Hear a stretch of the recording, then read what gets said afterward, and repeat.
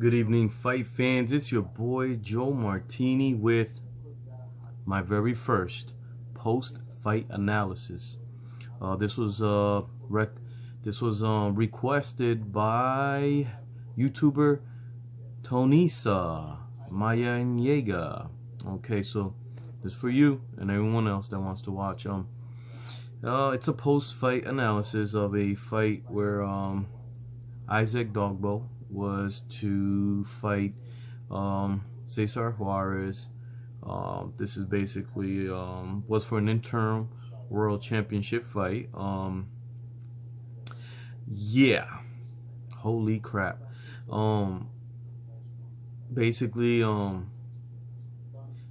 the crowd in Ghana that night, January 7th, was unbelievable. Okay, that's the first thing. That place was electric. I saw the fight on YouTube. Yeah, it was electric. It was the first fight I ever watched in Ghana, anywhere on YouTube or anywhere. They played music, they cheered, every punch. You know, they were so passionate. Very professional. From the ring announcer to the crowd. I think that it was a very professional showing. I enjoyed it, and let's get to it, man. See, I like to do things a little differently. If I'm gonna do a post analysis, I want to cover round by round. I feel like that's the best way to do it. So, ding, ding, ding. Round one. In round one, Dogboe, man, that guy, he came out. And he destroyed Jaurez. I mean, he nailed him repeatedly with body shots. Totally unexpected. I had watched Dogboe fights before. I've never seen him this aggressive. But yeah, I had Jaurez winning the fight, and Dogboe came out and whooped his ass. The first round, Dogboe threw 89 punches. 89 punches. I counted. I watched the round 5 times. And the thing about it is, most of the punches were powerful body shots. You know, when he threw to the head, he cut him in the face. He hurt him real bad. If you're wondering, Jaurez threw 52 punches in that first round. Most of them missed, you know, but a couple of good body shots, but most of them missed. They were, you know, so 89 punches to 52 punches. I had Dogboe winning the first round. I think he lit Jaurez up in that first round. He had speed, he had power. You know, he had Jaurez covering up most of the round. Unbelievable round. Round two, Dogboe. What I liked in round two from Dogboe is after that first round killing, he, you know, Jaurez is trying to even up the fight and make the fight close. But Dogboe, man, he was turning so good. He was not allowing Jaurez to corner him. He would turn every chance he got, and not allow Jaurez to corner him, you know, because Jaurez was moving forward, stalking him in round two. But every time he got him to the corner, Dogboe would turn, and that's a skill. So that's awesome. That was pretty good. You know, unlike round one, I think Dogboe looked more confident in round two, because he wasn't the aggressor like he was in round one. He was backing up a lot, but he was landing, and that's when he caught Jaurez. And knocked him down. He almost ended the fight in round two, but I don't know how Jaurez survived. Round two, I had Dogboe throwing 75 punches and a knockdown, and I had Jaurez throwing 45 punches. 3 or 4 body shots were pretty effective, but everything else kind of missed. Again, Jaurez is trying to find himself. He's a late starter. Round three, Dogboe looked flat-footed for the first time in the fight. And Jaurez was throwing like a wild man. But again,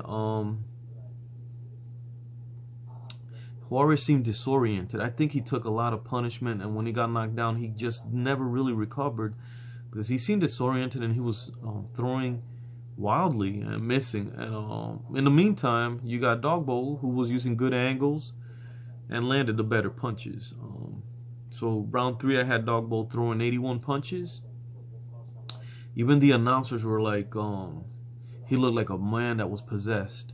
And he took some of Jaurez's biggest shot in this round, as Jaurez landed 73 punches. So Dogboe landed more punches, and I felt that Dogboe won this round as well. So at this point, I had to fight 3 rounds to 0. Dogboe up 4 points. Round 4 comes along. You know, at this point, you're like, there's no way Dogboe can continue this pace. And Jaurez has been down before, so, and Jaurez comes on, you know, he comes on late, blah, blah, blah, right? No. Dogboe threw 74 punches, and Jaurez threw 70 punches. So, again, Dogboe threw a little more. And in this round, you know, Jaurez was successful in cornering Dogboe a couple of times. And it looked like Dogboe was a little tired. I mean, obviously, he's thrown a lot of punches in the first 3 rounds, right? But he didn't turn as good as he did in the first 3 rounds. But he out-threw Jaurez. And I think he landed the cleaner shots in round 4. So I gave the round to Dogboe. So it's a shutout at this point. And here comes round 5, right? Jaurez went down in the round after having thrown 52 punches to Dogboe's 45 punches. So it's the first time in the fight Jaurez is finally outthrowing, not outlanding, outthrowing Dogboe. And man, those crushing right hands, you know, the crushing right hands that Dogboe threw, ridiculous, man. Tony Weeks had to wave the fight off. Interesting 5 rounds. Totally unexpected. I mean, you knew Dogboe was undefeated coming into this fight, but his credibility, you know, as far as his competition up to this point, you know, kind of weak. But again, I think the thing I learned more on this one was that he was only 23 years old. So usually, you know, when you're that young, you're not gonna face the best. 23, I think he became the youngest champion in that weight class to ever hold the world title, interim or whatnot. 23 is pretty damn young. So I should have taken that more in as a factor. But the other guy's 25, so I mean, they're both young, but 23. And now he's got a credible opponent that he knocked out, a guy that's never been knocked out before. So I think now Dogboe has earned the respect of me and many others who doubted him.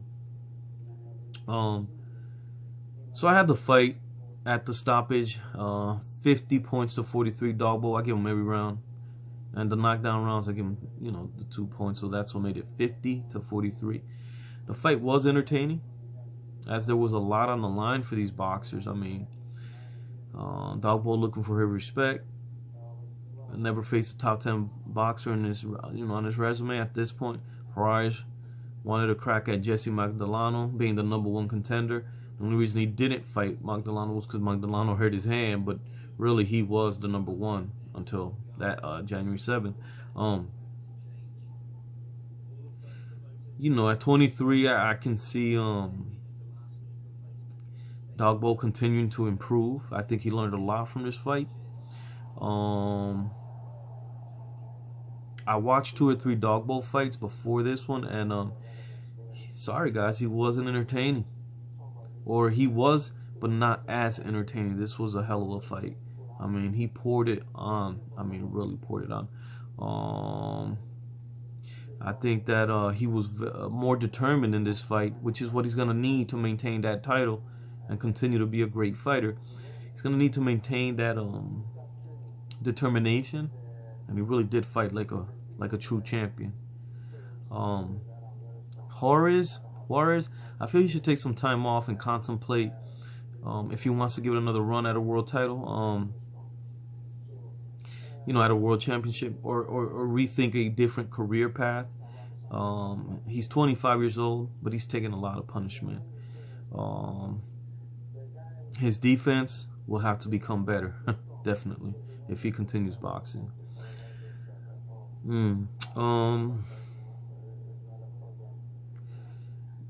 Dogboe's power was surprising for me, and the way he turned very well. So I mean, the power was surprising. The way he turned, I like it. It's what you need to be a true champion, a world champion.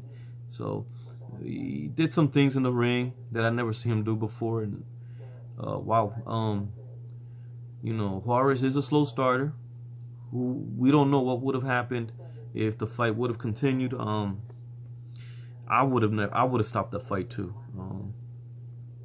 I would have stopped that fight too, just like Tony Wicks did. You cannot blame the referee for stopping that fight. Even if Jaurez were to win the last 7 rounds, the best he would have gotten is a draw. There was no way he was winning all the last 7 rounds against Dogboe that night.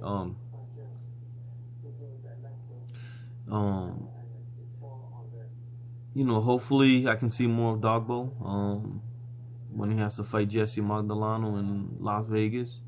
Hopefully I can watch that fight live, maybe take a picture, even though I rooted against him. Hopefully he won't hold it against me. We do this for fun.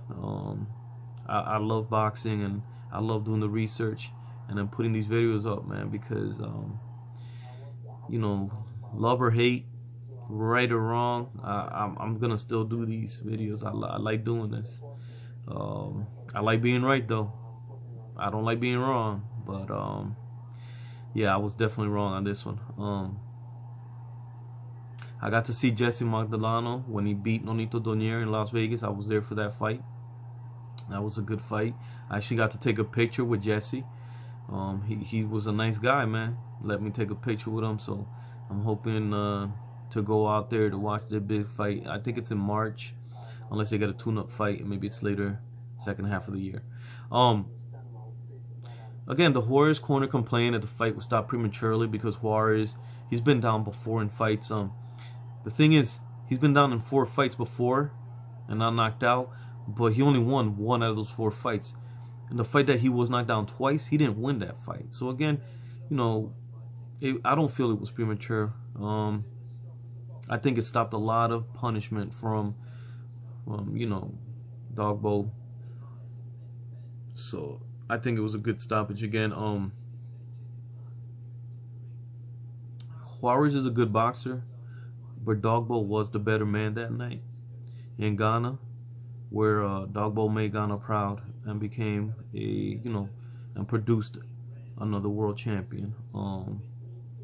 Well done, kid, and good luck in your boxing career. Your boy, Joe Martini.